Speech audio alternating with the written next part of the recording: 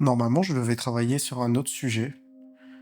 Puis, au fur et à mesure, en fait, je sais pas, j'avais plus envie. Après avoir sorti la vidéo sur, le licenciement, j'avais déjà un sujet que j'avais commencé à écrire. J'avais déjà enregistré tout à voix off, tout était prêt, j'avais, mes idées de plans et je sentais que j'étais comme fatigué et plus autant inspiré au moment où il fallait tourner. J'avais commencé à tourner lundi, la vidéo devait sortir après-demain. J'avais déjà tourné des choses que je sortais ensuite le lendemain et que je trouvais satisfaisant. Sauf que là, j'ai senti que ça n'allait pas être le cas. Je commence à tourner deux, trois plans le matin, puis je sens que l'envie est plus là. J'ai réussi à mettre un stop au bon moment parce que j'allais sentir sûrement un projet que je n'allais pas aimer. Ça allait se ressentir par rapport à toutes les autres vidéos que j'ai faites sur cette chaîne. C'était dur parce que je me dis que je voulais publier de manière régulière. Je me suis imposé ça depuis que j'ai commencé cette chaîne, c'est de justement d'en faire des vidéos de manière régulière toutes les 2 semaines. Je voulais vraiment pas casser ce truc-là. Si l'envie n'était pas là, c'est sûr que le projet, la vidéo, elle plairait pas, que ce soit à moi déjà, mais puis même à vous si vous vous mettez à regarder ces vidéos-là. Est-ce qu'il y a une solution ou quelque chose? Et je pense que l'envie de juste parler de comment on peut trouver une solution lorsqu'un projet nous donne plus envie, je me dis je vais parler de ça. La fin d'année 2024 est, je dirais, mouvementée. Les fêtes sont passées, tout ça s'est très bien passé. Et je sens qu'avec les 6 derniers mois que j'ai eus, je sens qu'il y a une fatigue qui s'est installée. Au fur et à mesure, je sentais que j'avais envie de bosser. J'avais envie de bosser dur comme fer. J'ai du temps, j'ai envie toujours de développer mon entreprise et cette chaîne YouTube. La tête était là. Il y avait plein de projets, ça fusillait, mais l'énergie l'était moins. Et je sentais que c'était juste le fait que j'avais besoin de me poser un peu, me laisser le temps de faire autre chose et de me déconnecter. Avec ces vidéos que j'ai justement décidé de ne pas continuer et de reporter pour plus tard pour que ce soit d'une meilleure qualité, ça m'a refait penser au fait que je voulais garder ça simple et organique le plus possible pour cette chaîne YouTube. Non pas que je vais réduire la qualité, non, loin de là, c'est pas quelque chose que je veux, mais c'est juste que j'avais peur de me laisser happer par maintenir à tout prix un rythme de publication. Parce que oui, je le savais que c'est quelque chose qui allait arriver, que je produis de manière régulière, surtout que je vois que les vues ça monte, les abonnés ça monte, des gens commencent à montrer un petit intérêt. Pour le peu de temps que j'ai commencé à faire ces vidéos-là, je suis très content de voir le résultat que ça a, l'engouement que ça prend. Je me disais que je vais pas me faire pâter par justement cette envie de rester productif. Mais bon, ça c'est ce que j'ai pensé. Sauf que la réalité, c'est que j'ai toujours eu ce réflexe de regarder les chiffres, de voir que ça monte, etc. Et l'envie de productivité a pris sur la qualité, du moins mon envie de faire de la qualité. Ça a indirectement pris le dessus. Et heureusement que j'ai réussi à mettre un stop, c'est-à-dire que j'ai réussi à me dire, prends ton temps, fais quelque chose de bien, tu pourras trouver toujours une solution pour publier quelque chose qui te plaît et qui reste simple. Je suis content d'avoir eu cette situation parce que ça m'a permis de prendre le temps et de faire quelque chose. Et là, juste le simple fait d'échanger comme ça, tout tranquillement avec vous, ça me plaît, ça me plaît. J'avais justement testé ces formats-là un peu dans 2 des autres vidéos qui m'ont vraiment plu, notamment celle où j'avais parlé de la situation des VFX au Québec. J'avais beaucoup aimé faire cette vidéo-là, ça m'a permis de mettre les mots sur ce que je ressentais, de évidemment ça que ce serait peut-être pas le terme, mais plus de verbaliser ce que je ressentais et de pouvoir concrétiser ce que je pensais. Je sais pas si c'est à peu près clair, mais à force de créer, de penser qu'à travailler, on se met pas des stops tout seul.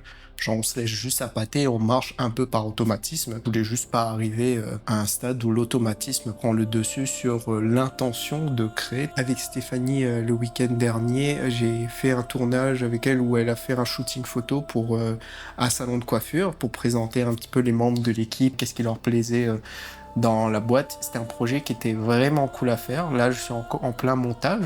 Je suis très content des rushs que j'ai eus. Mais ce tournage-là était quand même assez intense. On avait la journée complète. On a commencé à 10h, on a fini quand même à 17h. Il fallait enchaîner plusieurs entrevues. Plus de 6 personnes au moins à enchaîner. À côté, il y avait Stéphanie qui faisait son shooting photo. Il fallait faire en sorte qu'elle puisse diriger correctement. Sauf que à côté, on était vraiment très proches.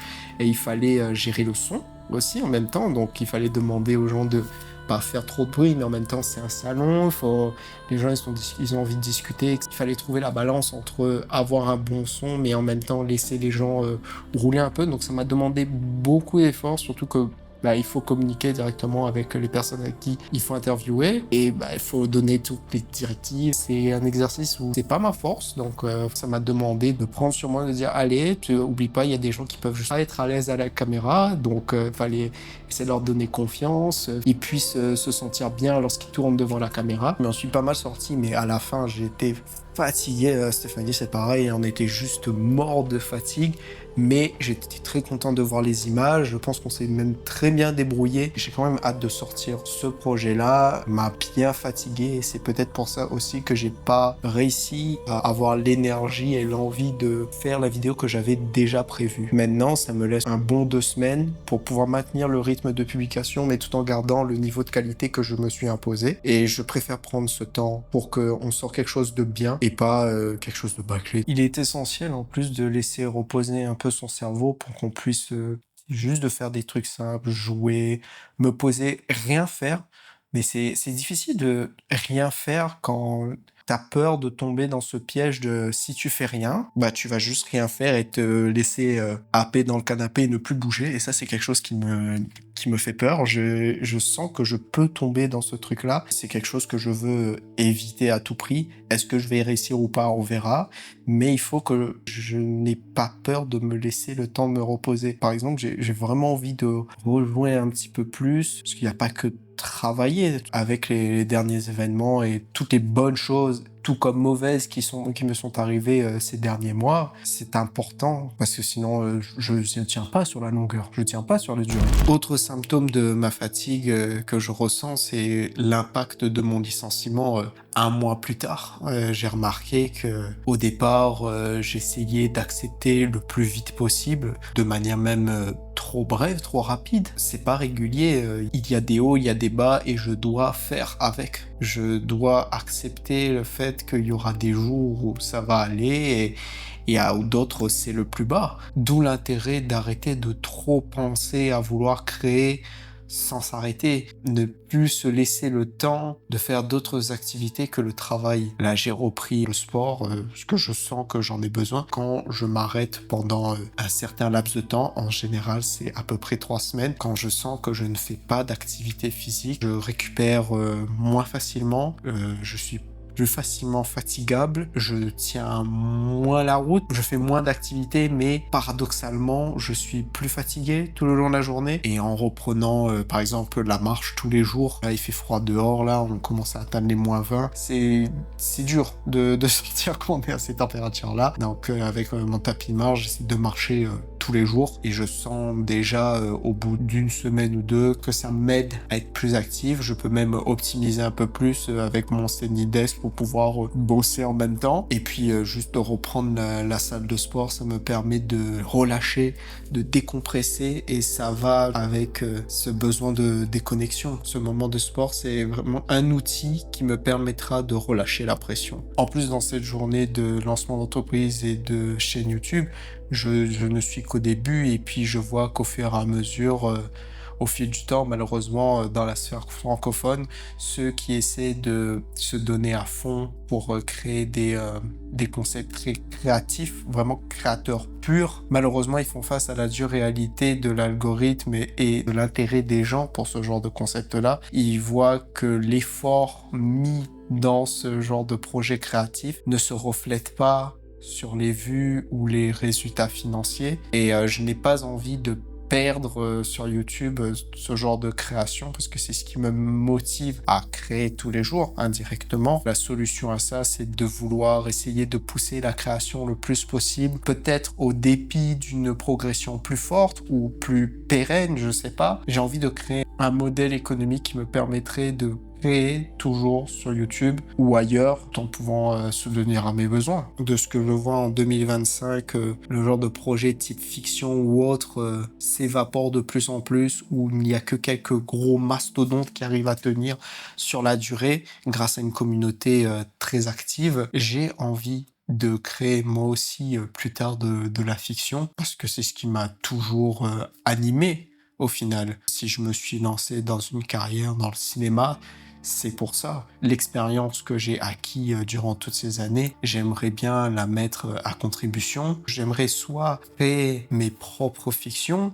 ça peut être des courts-métrages ou des films. J'ai des idées qui me viennent un petit peu et j'ai la maîtrise des effets visuels à mon échelle. J'aimerais bien créer des petites choses ou simplement mettre à contribution mes compétences pour aider d'autres créatifs à faire leurs projets de fiction, pouvoir s'amuser, de concrétiser leurs idées qu'ils n'auraient pas pensé possible et au final atteindre des sommets plus hauts. Enfin bref, tout ce blabla. En résumé, souffler un peu et ne pas penser qu'au travail et prendre le temps de faire ses projets. Ne pas chercher à trop produire pour juste produire. Je pense que ça va être ça. On va laisser les petites 2 semaines pour pouvoir conclure le projet que j'ai commencé bien comme il faut, que ça vous plaise et surtout que ça me plaise. Puis voilà, je vais vous laisser avec ça. On se retrouve, si tout se passe bien, dans 2 semaines. Allez, salut!